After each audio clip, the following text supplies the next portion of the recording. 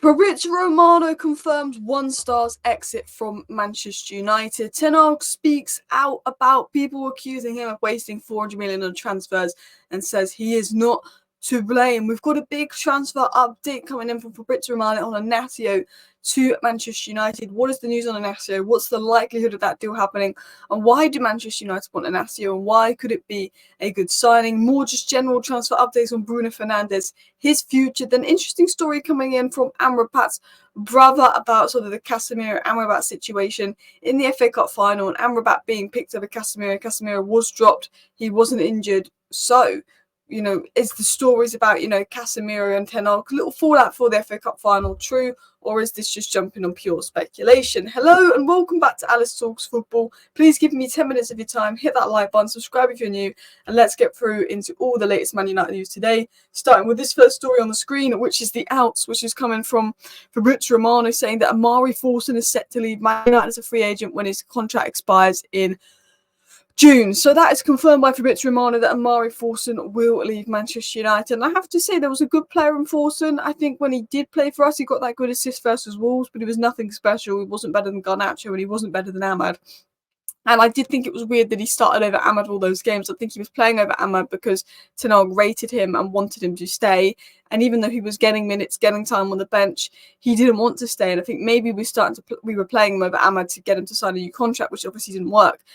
Now, I'm not going to say the Forson's been super special in his games for the Man United and it's a massive loss. It's not a massive loss, but I think he was like a Langer, where I think he has definitely the potential to be a good player for a good Premier League side, and I think he might have been a bit of a slower bloomer than the likes of Garnacho and Mano.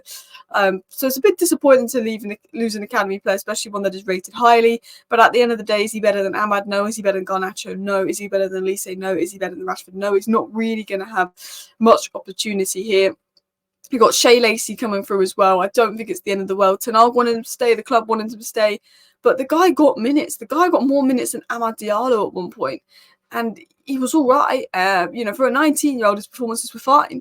But it wasn't like, wow, we've got to keep him at all cost kind of performances. But it is a shame because I'd liked him to stay another season. But at the end of the day, I'm not super bothered because I don't think it will be the be-all and end-all. But I do think he could be a bit like a Langer and have a good career.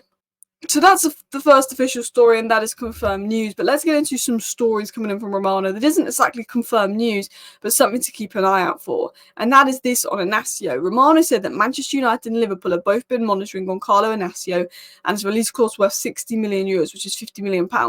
Man United is still discussing internally how many centre-backs they want to bring in, with at least one right footer coming in. While signing a left-sided centre-back isn't guaranteed for United, it is being considered. One of the players they appreciate is Goncalo Inacio. So, Manchester United have been looking at Goncalo Inacio of Sporting. Now, Man United need two centre-back signings, but one of those centre-back signings needs to be a physical box defender, someone that is good in the air, someone that's going to replace what, Varane has left us with. Now, I like Goncalo Inacio. I think it's a decent option because he can play left back, he can play left centre back.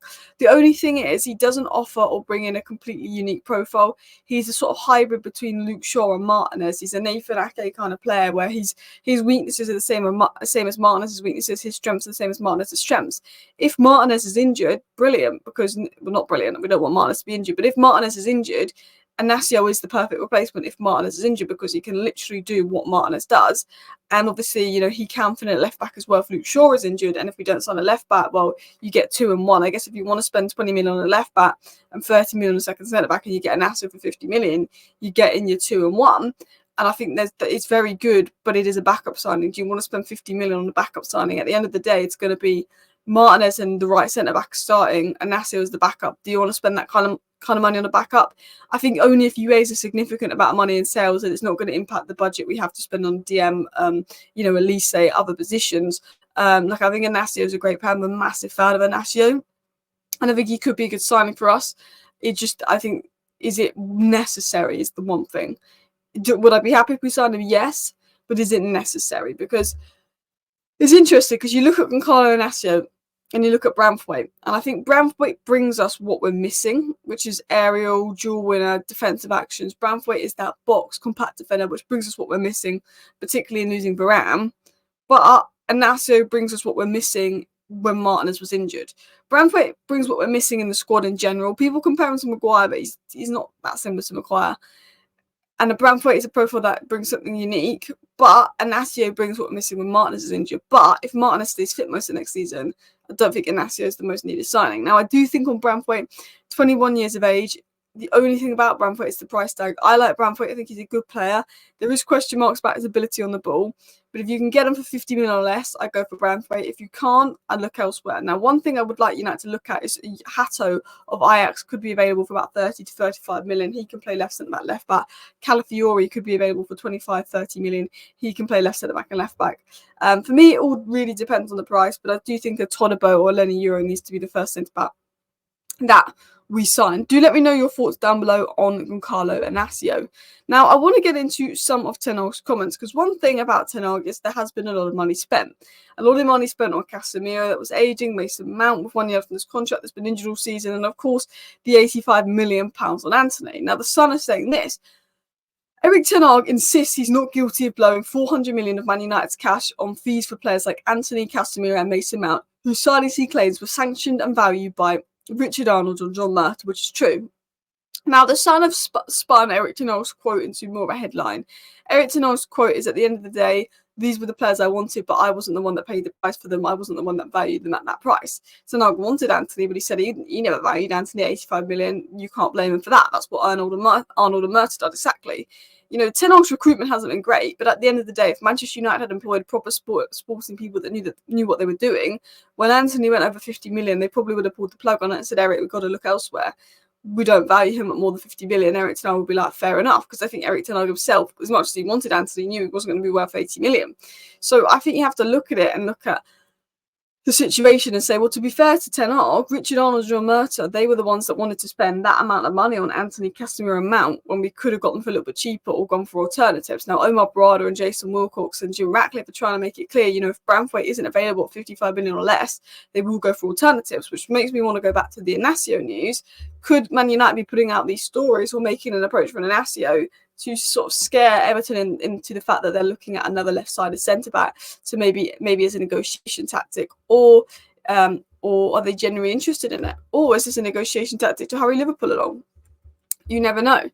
But interestingly, I think Erik Ten Hag, you know, the story's been taken out of context a little bit. Erik Ten Hag basically said that he didn't spend the money, he didn't choose the prices of players, he just chose the players. And I don't think Ten Hag's recruitment's been great, but it is true. If Ten Hag had a better structure and better board around them, the money spent on Antony, Mount and Casemiro probably could have gone into a lease for 35 million, potentially like a long-term Casemiro replacement. Or maybe a Declan Rice. Like, I think had we had proper people in, we probably would have signed Elise instead of Antony, Declan Rice instead of Casemiro the year before he went to Arsenal, and then probably would have gone for like an Orkun Koku or an Enzo Lafay type instead of Mason Mount. Now, I think Mason Mount could still be a good signing for United, but I didn't think it was a necessity last summer. And to spend that much money on a guy that's, you know, wasn't a necessity with 1 year left on his contract, I think is a mistake that we've made a lot, especially because he's been injured all season, although we weren't to predict that. Which brings me into other stories. Al Nassr is seriously considering to try their luck with 128 million bid for Bruno. I think I'd sell Bruno for 128 million, but I wouldn't sell Bruno. For me, Bruno is untouchable. I can understand if United sold him for 128 million. I can understand Ineos doing that. That's a lot of money that we can invest elsewhere. But I love Bruno. I think he's irreplaceable. I wouldn't sell him. I wouldn't let him leave. And I don't think he'll go to Saudi. I think Bruno will only leave Man United if a really big club comes in and he's got a project where he's going to win major trophies. I don't think he's going to leave Man United for Saudi, despite them basically 10 times his wage. Maybe as well that Bruno's agent is putting out stories about their talks with other clubs to maybe get Bruno a better contract at United. You never know. But I do want to get into this last story coming in from Amrabat's brother. Now, Amrabat's brother said this: Casemiro was not injured in the FA Cup final. He was found out that he wouldn't start, so he thought to himself, okay, I'll sit in the stands then. He was fit to play. But then Amrabat's brother came out and said that this quote has been misinterpreted. He said, today during a TV interview on television, it was suggested that my brother only played in the cup final due to an injury to another player. My response to this was pure speculation, and my only motivation was to defend my brother who was on the field due to his own merit and hard work. My words have been taken out of context. There was no ill intention whatsoever to suggest another player chose not to play is wrong. I don't know what happens at the end of the day. Let's move on from the non-story. So the way I see it is, he's saying no, Casemiro was not injured. You know, he found out he wouldn't start because Amrabat was starting. And I think all his brother was saying is that Casemiro's not starting because Amrabat's starting, but Casemiro wasn't injured. He just wasn't playing because Amrabat was doing well. And I think people are taking that of, oh, Casemiro must have refused to play because there was a story that came out in Brazil saying he refused to play and that's why he wasn't even on the bench. Who knows? Amrabat was picked to start originally. Maybe Casemiro was injured. Maybe he wasn't injured. Casemiro obviously probably, reportedly wasn't the most happy that he wasn't injured. But Amrabat's brother isn't saying that Casemiro refused to play or he wasn't happy that Amrabat was playing. Amrabat's brother is literally just saying Amrabat was chosen. Casemiro wasn't injured. Amrabat was chosen because he worked hard and he deserved there. And at the end of the day, I like Casemiro, but that was the complete right call from Erik ten Hag. Amrabat had a really good game. Amrabat deserved to start. We won the FA Cup and ten Hag got that spot on. Now, I do think something went down with Casemiro, the fact that he was the only player that didn't go to the after party and went straight on that plane. I do think that maybe something went on. I do think that he will leave. Romano suggested he will leave, but I can't be bothered for drama anymore. Please do hit that like button. Please do subscribe down below if you're new. I will be back live later today. If we do any breaking news updates on ten Hag's future, I will also be live. Thank you for watching. See you next time. Bye.